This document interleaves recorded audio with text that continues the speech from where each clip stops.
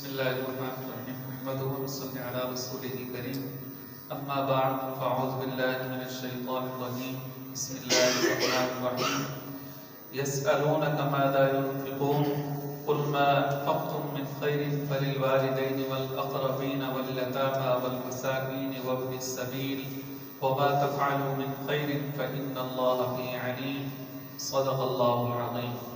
سورۃ البقرہ کی آیت نمبر 215 کی تلاوت کی گئی۔ دعا ہے کہ اللہ رب العزت حق بات کہنے کی توفیق نصیب فرمائے۔ اس آیت مبارکہ میں اللہ رب العزت نے صحابہ کرام رضی اللہ تعالی عنہم کے ایک سوال کا جواب دیا ہے۔ صحابہ کرام نے آ کر رسول اللہ صلی اللہ علیہ وسلم سے پوچھا کہ یا رسول اللہ ہم کیا خرچ کریں، اللہ کی راہ میں کیا خرچ کریں؟ تو اس کے جواب میں اللہ رب العزت نے فرمایا کہ ایک تو خرچ کرنا ہے، دوسرا یہ دیکھنا ہے کہ تم کہاں خرچ کر رہے ہو۔ تو یہاں مصارف بیان کر رہے ہیں، تو پتہ چلا کہ خرچ کرنا صرف کافی نہیں ہے بلکہ صحیح مصرف میں خرچ کرنا یہ بھی ضروری ہے۔ تو اس آیت مبارکہ میں اللہ رب العزت صحابہ کرام رضی اللہ تعالیٰ عنہ کے اس سوال کا جواب دے رہے ہیں۔ یسألونک ماذا ينفقون، لوگ آپ سے پوچھتے ہیں کہ کیا چیز خرچ کیا کریں۔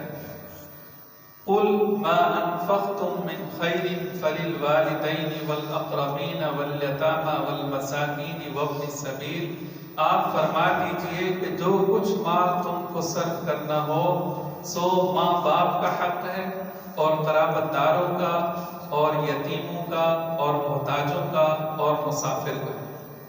قرآن پاک نے یہاں ترتیب بیان کر دی کہ جو تم خرچ کر رہے ہو، صدقہ کر رہے ہو، تو سب سے پہلے کس کا حق ہے؟ والدین کا۔ پھر اس کے بعد آپ کے دیگر جو قریبی رشتہ دار ہیں ان کا حق ہے۔ پھر اگر اس سے بھی مال بچ جاتا ہے تو پھر دیگر جو یتیم ہیں، جو مسکین ہیں اور جو مسافر ہیں ان کو خرچ کرنا ہے۔ تو سب سے پہلے حق والدین کا ہے۔ یہاں یہ بات بھی یاد رکھیں کہ یہاں پر جو خرچ کرنے کا حکم دیا جا رہا ہے یہاں نفلی صدقات مراد ہے، اس لیے کہ زکوٰۃ تو والدین کو نہیں دی جا سکتی، صرف نفلی صدقات دیے جاتے ہیں۔ تو اس لیے یہاں پر جن مصارف کا بیان ہوا وہاں صرف جو نفلی صدقات ہیں ان کا حکم بیان کیا جا رہا ہے۔ ایک صحابی مسند احمد کی روایت ہے کہ حضرت ابو ہریرہ رضی اللہ تعالیٰ عنہ فرماتے ہیں کہ ایک صحابی ہے، انہوں نے کہا یا رسول اللہ میرے پاس 1 دینار ہے تو میں کہاں خرچ کروں؟ تو آپ صلی اللہ علیہ وسلم نے فرمایا تصدق علی نفسک، کہ وہ جو 1 دینار ہے سب سے پہلے اپنے اوپر خرچ کرو۔ تو گویا کہ حلال چیز اپنے اوپر خرچ کرنا یہ بھی صدقہ ہے۔ ہم لوگ یہ سمجھتے ہیں کہ صدقہ صرف وہ ہے جو ہم غریبوں کو دیتے ہیں، محتاجوں کو دیتے ہیں، یا جو پیسہ ہم خرچ کرتے ہیں۔ حالانکہ اسلام کے اندر صدقے کا باب بہت وسیع ہے، اور اسلام کی جو تربیت ہے وہ یہ نہیں ہے کہ ابتدا سے ہی آپ کو انتہا تک پہنچا دیتا ہے، نہیں، اسلام جب تربیت شروع کرتا ہے تو پستی سے اٹھاتا ہے اور بلندی تک لے جاتا ہے۔ تو اسلام نے کہا سب سے پہلے ہر انسان چاہتا ہے اپنی ذات اس کو زیادہ محبوب ہوتی ہے، تو فرمایا سب سے پہلے اپنی ذات کے اوپر خرچ کرو۔ تو صحابی نے عرض کیا یا رسول اللہ میرے پاس اگر 1 اور دینار ہو؟ تو آپ صلی اللہ علیہ وسلم نے فرمایا تصدق علی اہلک، اپنی بیوی پر خرچ کرو۔ گویا اپنی بیوی کے اوپر بھی خرچ کرنا یہ بھی صدقہ ہے۔ اور پھر صحابی نے کہا یا رسول اللہ اگر میرے پاس 1 اور دینار ہو؟ تو پھر آپ صلی اللہ علیہ وسلم نے فرمایا تصدق علی ولدک، اپنے بچوں کے اوپر خرچ کرو۔ پھر کہا کہ یا رسول اللہ اگر میرے پاس 1 اور دینار ہو؟ تو پھر آپ صلی اللہ علیہ وسلم نے فرمایا تصدق علی الاقربین، جو آپ کے جو قریبی رشتہ دار ہیں ان پر خرچ کرو۔ پھر صحابی نے کہا میرے پاس اگر پھر بھی مال بچ جائے؟ تو پھر آپ صلی اللہ علیہ وسلم نے فرمایا انت افقہ، کہ اس صورت میں پھر تمہاری مرضی ہے، جہاں تمہیں نظر آئے مصرف وہاں خرچ کرتے ہیں۔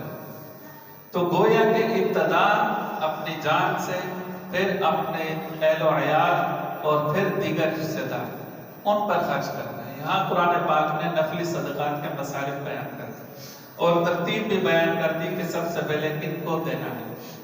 وَمَا تَفْعَلُوا مِنْ خَيْرٍ فَإِنَّ اللَّهَ بِهِ عَلِيمٌ، اور جو بھی نیک کام کرو گے اللہ تعالیٰ کو اس کی خوب خبر ہے۔ سبحان اللہ۔ بہت سے فقیر ہوتے ہیں جن کے پاس خرچ کرنے کو کچھ نہیں ہوتا، تو وہ پریشان ہوتے ہیں کہ ہم کیا خرچ کریں۔ قرآن پاک میں ہمیں بار بار جو انفاق خرچ کرنے کا حکم دے رہا ہے، ہمارے پاس تو کچھ ہے نہیں تو ہم کیا خرچ کریں؟ تو اللہ رب العزت نے فرمایا کہ اگر تمہارے پاس مال نہیں ہے تو فقیروں محتاجوں گھبرانے کی ضرورت نہیں ہے، بلکہ تم کوئی بھی نیکی کا کام کرو گے تو وہ صدقہ ہے۔ تم راستے سے کوئی چیز پڑی ہے، تکلیف دی، وہ اٹھا لو گے تو وہ بھی صدقہ ہے۔ یہاں تک کہ کسی سے مسکرا کر بات کرو گے تو یہ بھی صدقہ ہے، اور کسی سے اچھی بات کرنا یہ بھی صدقہ ہے۔ تو اسلام نے صدقہ کے دروازے کھول دیے کہ کوئی پیچھے نہ رہ جائے۔ ایک صحابی کے بارے میں آتا ہے غزوہ تبوک کے موقع پر کہ جب آپ صلی اللہ علیہ وسلم نے ترغیب دی تو انہوں نے دیکھا کہ کوئی کتنا مال لا رہا ہے، کوئی 1 بوری لا رہا ہے، کوئی 2 بوری لا رہا ہے۔ وہ صحابی بہت غریب تھے، ان کے پاس کچھ نہیں تھا، تو وہ بڑے پریشان ہو گئے۔ رات جب ہوئی تو وہ اندھیرے میں اکیلے چلے گئے اور انہوں نے رو رو کر دعا کی کہ یا اللہ میرے پاس کچھ نہیں ہے، اگر میرے پاس ہوتا تو میں خرچ کرتا، میرے پاس یہی میری جان ہے، یہ میں اپنی جان تیرے نام پر صدقہ کرتا ہوں۔ اکیلے میں تنہائی میں انہوں نے یہ بات کہی، دعا کی۔ اللہ رب العزت کو اتنی پسند آئی کہ اللہ رب العزت نے حضور اکرم صلی اللہ علیہ وسلم کو وحی کے ذریعے بتلا دیا۔ جب صبح ہوئی تو نماز کے بعد آپ صلی اللہ علیہ وسلم کھڑے ہوئے اور آپ نے کہا بھائی کون ہے وہ جس نے رات اپنی جان اللہ کے نام پر صدقہ کی؟ تو صحابہ کرام خاموش رہے۔ پھر پوچھا، جب بار بار پوچھا تو وہ صحابی کھڑے ہوئے اور انہوں نے عرض کیا رسول اللہ میرے پاس اور تو کچھ دینے کے لیے نہیں تھا، تو میں نے یہی دعا کی کہ یا اللہ میری جان آپ کے نام پر صدقہ ہے۔ تو حضور اکرم صلی اللہ علیہ وسلم نے فرمایا میرے صحابی تیرے لیے خوشخبری ہو، اللہ نے تیرا صدقہ قبول کر لیا۔ تو اس لیے جو بھی نیکی کا کام کرے تو وہ صدقہ ہے۔ آج ہم بھی اللہ تعالیٰ جانتے ہیں، آج ہمارے دلوں میں خواہش ہوتی ہے جب دیکھتے ہیں دنیا کے اندر جو حالات ہیں، مسلمانوں کے اوپر ظلم و ستم ہو رہے ہیں، اللہ جانتا ہے کہ ہمارے دلوں میں یہ کڑن پیدا ہوتی ہے کہ کاش ہم یہ کر لیں، یہ کر لیں، اس طرح سے ہم مسلمانوں کی مدد کریں، مسلمانوں کے ساتھ تعاون کریں اور کافروں اور مشرکین کا منہ بند کریں، لیکن اللہ تعالیٰ جانتا ہے ہمارے اختیار میں کچھ نہیں، ہم بے بس ہیں، لیکن ہمارے اندر احساس ہے، کڑن ہے۔ اللہ رب العزت ہم سب کو ان باتوں پر عمل کرنے کی توفیق نصیب فرمائے۔ وآخر دعوانا ان الحمد للہ رب العالمین۔